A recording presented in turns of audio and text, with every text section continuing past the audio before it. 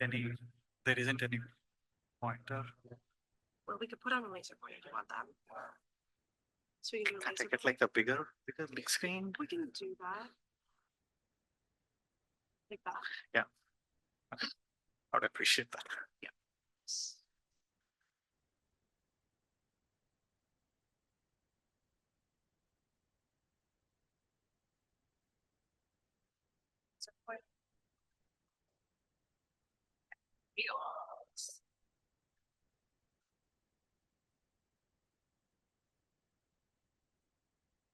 Good afternoon all. My name is Chakradhar Mattupalli and I lead the berry and potato pathology program at Mount Vernon Research and Extension Center. And I'm going to talk about direct tuber testing for detecting potato pathogens.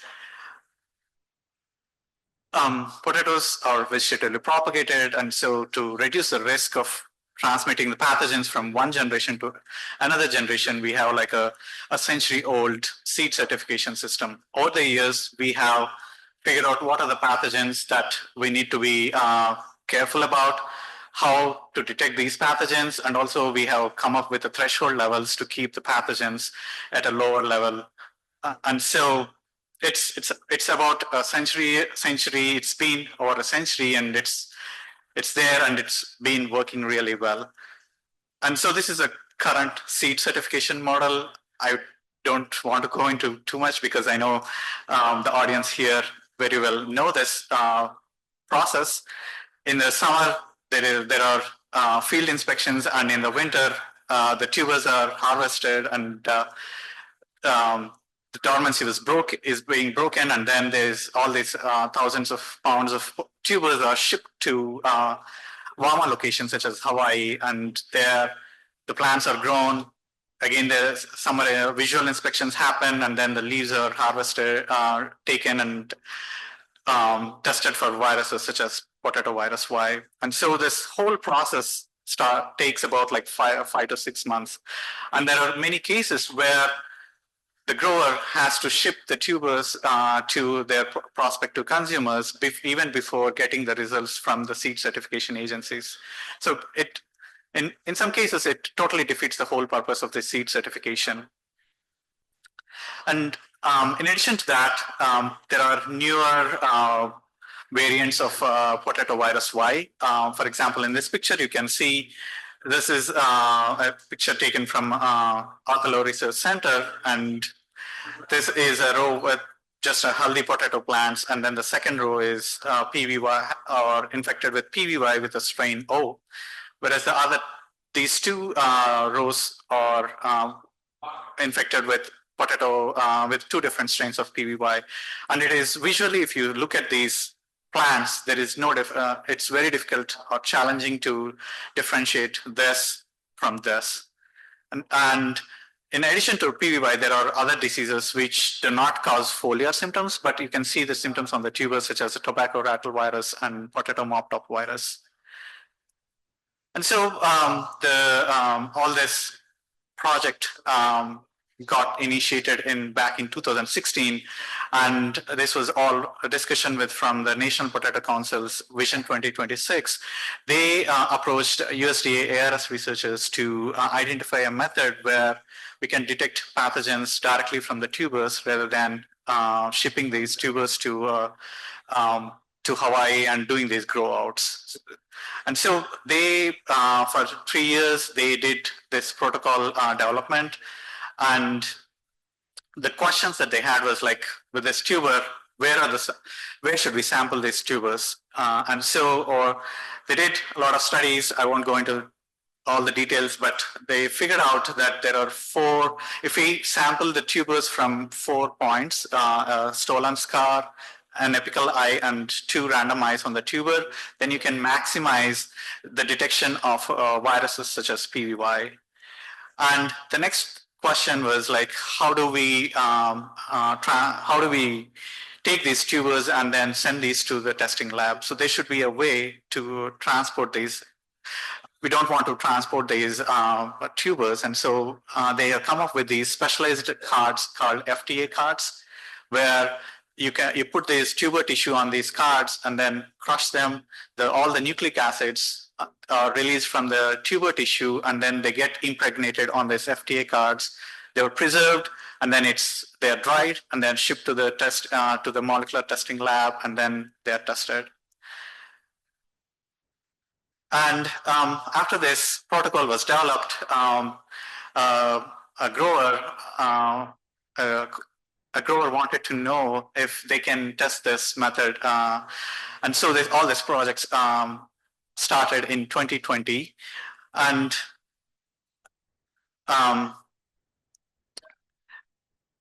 probably, I think, yeah. And this in 2020, we worked with this one potato grower, and he kindly provided like 4 people to sample 8 seed lots. And these farm helpers, they were trained on site to precisely sample from different locations on this tuber, and then we shipped these.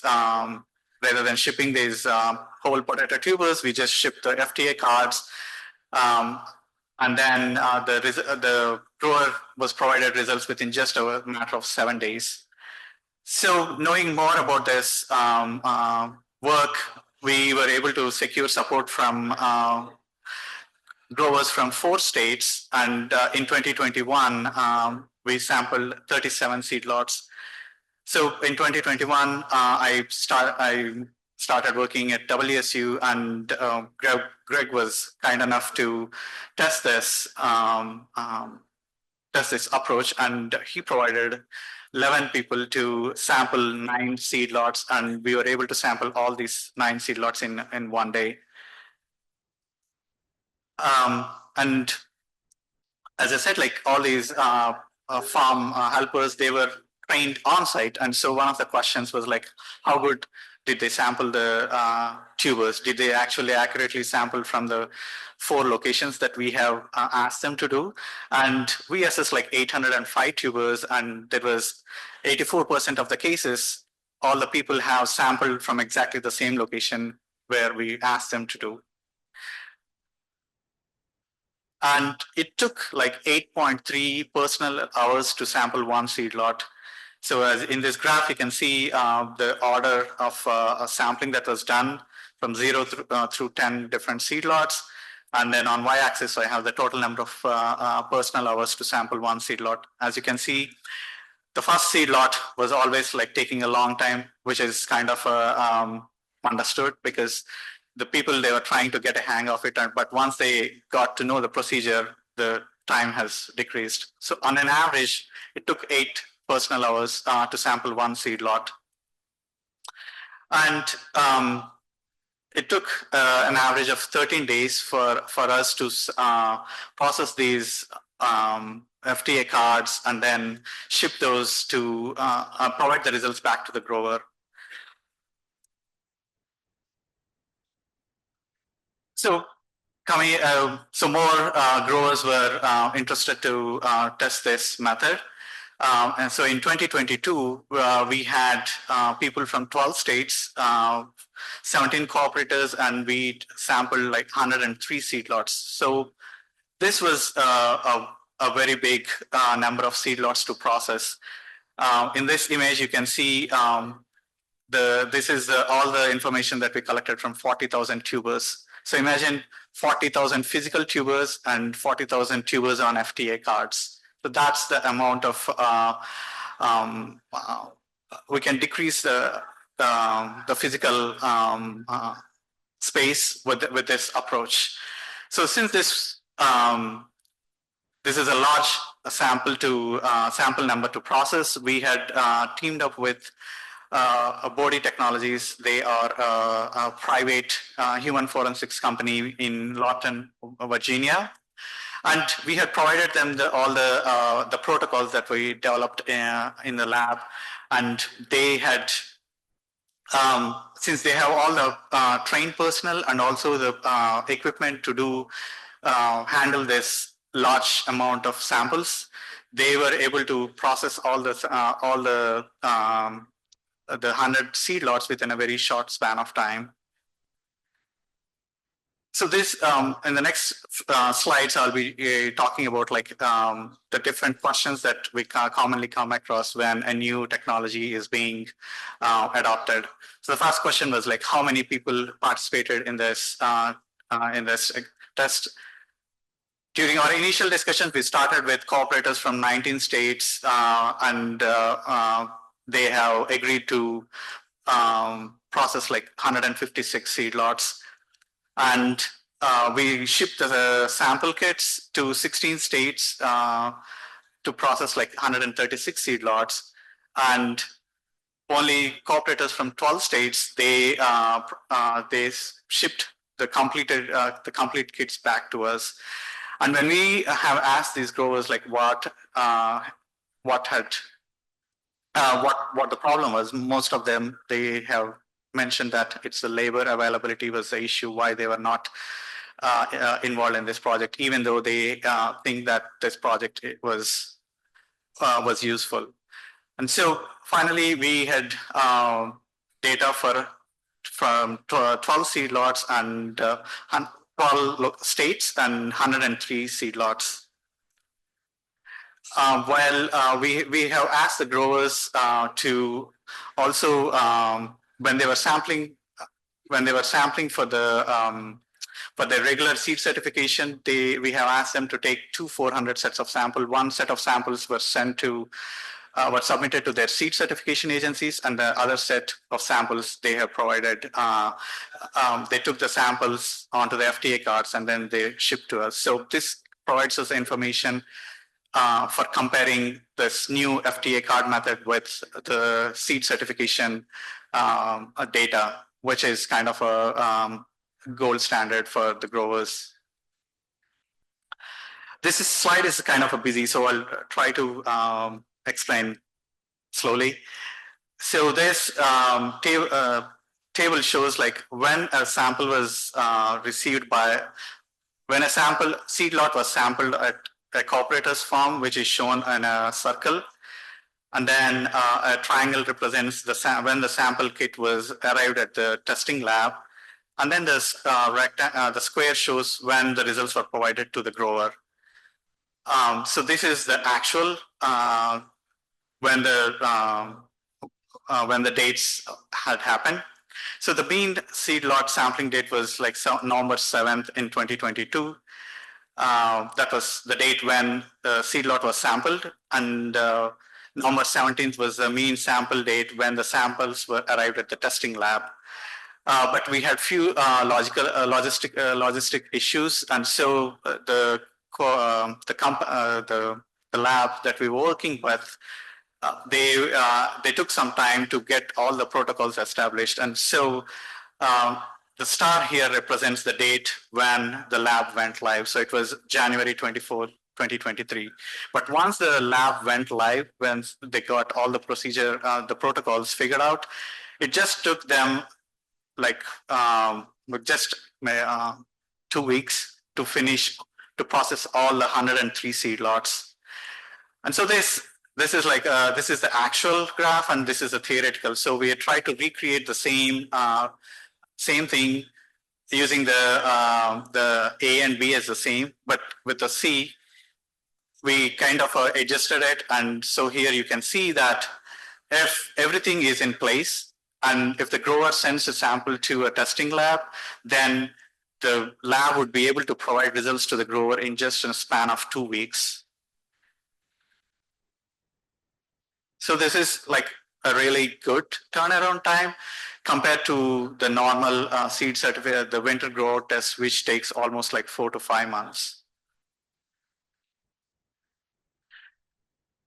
So I'm trying to show this picture again. So this is the existing model. I said the tubers are harvested in September, October. The dormancy break happens during October, November, and then the tubers are shipped to Hawaii in December, and then the results are provided somewhere in January, February. So this is a current method, but with this new model, if the FTA card approach is being adopted, then we can see that in just a matter of 3 weeks, the growers would be able to get the results. And so there is a lot more window for the seed grower to make those critical business management decisions, because they would be knowing whether the seed lot passes the certification standards or not. If it doesn't, then they can reroute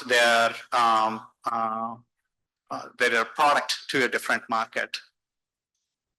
So we see the value with this approach. So the next question is like, how good is this new method?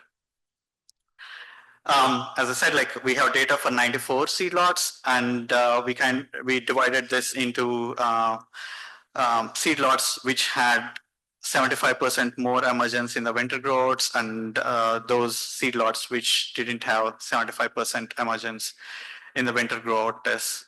And we saw 88% agreement between the new FTA card method and then the conventional winter growth tests.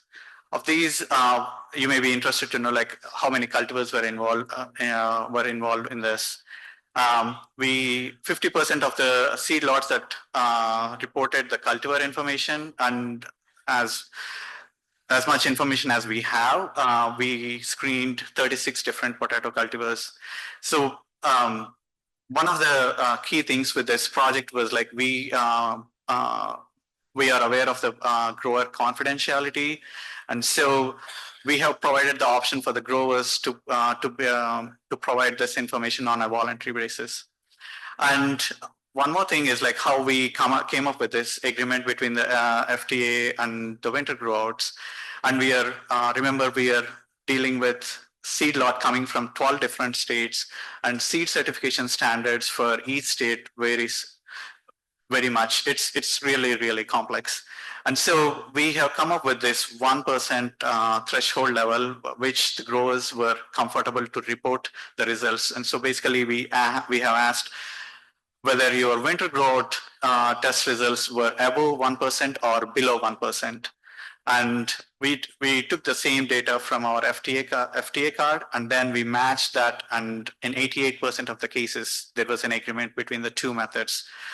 And here there is 70% of the seed lots had less than 1% PVY, and 18% of the seed lots that were tested had more than 1% PVY. And again, like we are not providing any information regarding the states, because that's not the goal of this project. The goal of this project is to show how good is this method, because we really, really want the growers to see this as a valuable method for adoption.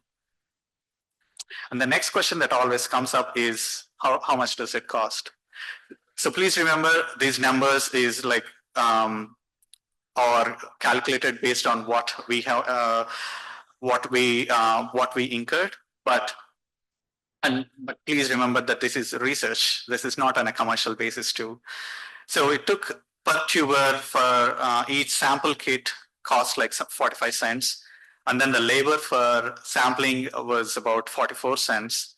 And a key thing which I have not talked about is the cooperators from all these different states. They have contributed by providing support through farm laborers for helping with the sampling, and that cost was about $18,000. And the testing lab, which handled all the processing, they charged about $1.85 per tuber. And so this is maybe this looks very high, because I want to mention that this is like a commercial testing lab, and they deal with human forensics. And so they really charge high. So if you look per tuber with our new approach, it costs about $2.75. So how much does it cost with the normal winter growth? So this number like really, really varies a lot. But with the average is about $328, but the lower can be less than 18% less than $328, or 318% more than $328. So each state certification agencies provided different levels of services based on the tests, and so there is a big variation among in this number. So during this project, it works great, and 88% agreement we are getting, and so this project also provides us an opportunity to understand what are the challenges in adapting this at a farm level. And here you can see that for sampling the tubers, it took 8.8 tubers per minute. And then down for result reporting, we could process 73 tubers per minute. So there was almost like a 100%, 100-fold capacity difference between this first step and then the last step. So clearly it was evident that tuber sampling at the farm level was at the farm is the most limiting factor for adapting this approach. It takes 8.75 personal hours to sample one seed lot. So one person, if they work the whole day, then they would be able to sample one seed lot. So this is, at this point, this is like the limiting factor. And so we know what the limiting factor was. And so I had teamed up with an ag engineer at WSU, and we received internal funding from WSU Emerging Research Initiative. And we were hoping to develop this robotic tuber sampling platform. So instead of humans doing this, we want to develop a robot which does this process. So this involves two steps. One, identify, as I said, like the 4 sampling locations on a tuber is really important. So first we are hoping to develop a machine learning model which would identify the tuber, the ice or the locations on the tuber, and then the next step, integrating that model into this sampling robot, which does the entire process without the intervention of humans. So we made a little bit of progress with it. And I want to thank the collaborator Manoj Karki and his master student Divyant. I have a video. Okay, yeah. So this is a video. So we developed the model, and with this model, we can detect the ice on the tuber.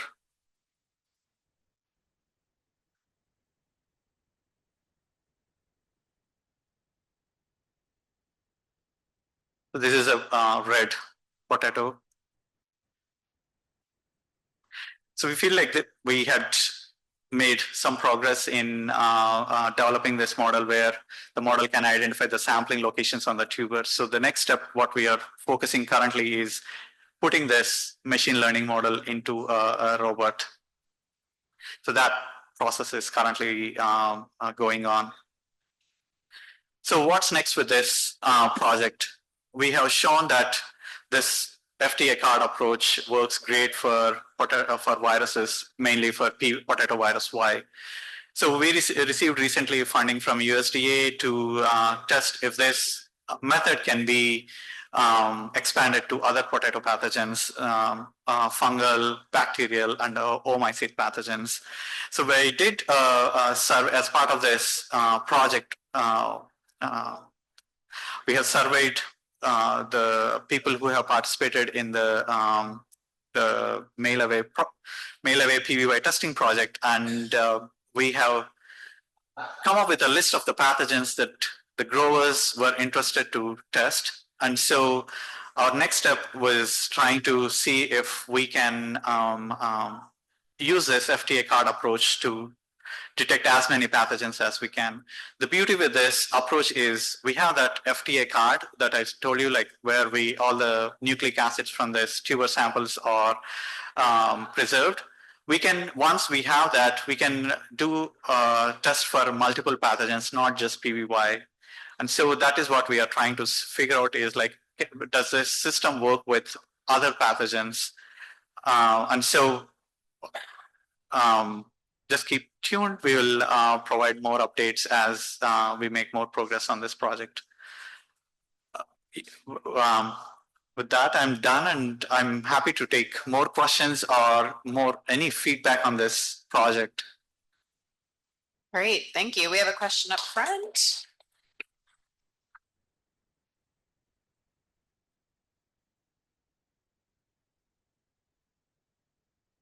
Docs, if you will, address the 12% difference between the method and the grow out. What was the nature of the difference? Which estimated higher? I think both were like 50-50%. And one thing that it's not a gold standard too. Like, I mean, the seed certification currently uses this method, but we know that with the FDA card approach, we use a real-time PCR method, which is way more sensitive than there's ELISA, which is based on the serological methods. But with this 12%, it was, I think, six seed lots were positive with FDA, and then not positive with the seed certification, and then 5 lots, it was opposite. So we don't have like enough sample size to clearly differentiate like what it can be.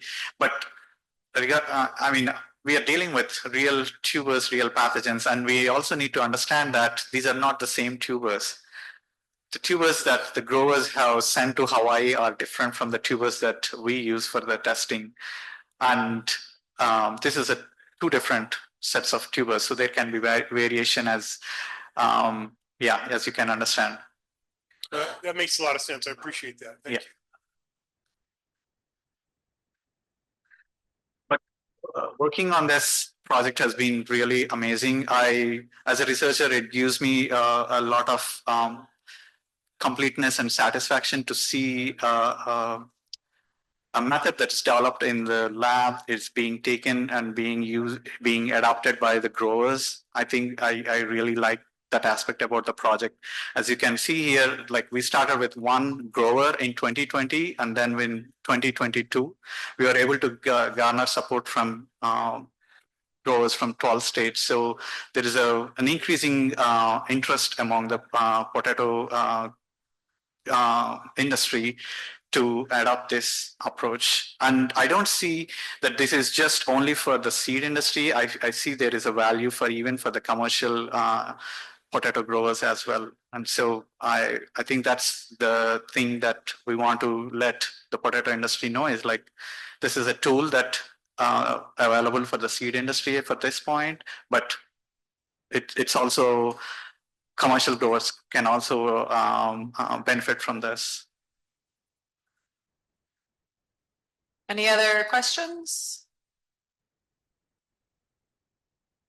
All right. So with that, we're going to move on to our next speaker, and that's Tim Waters. Thank you.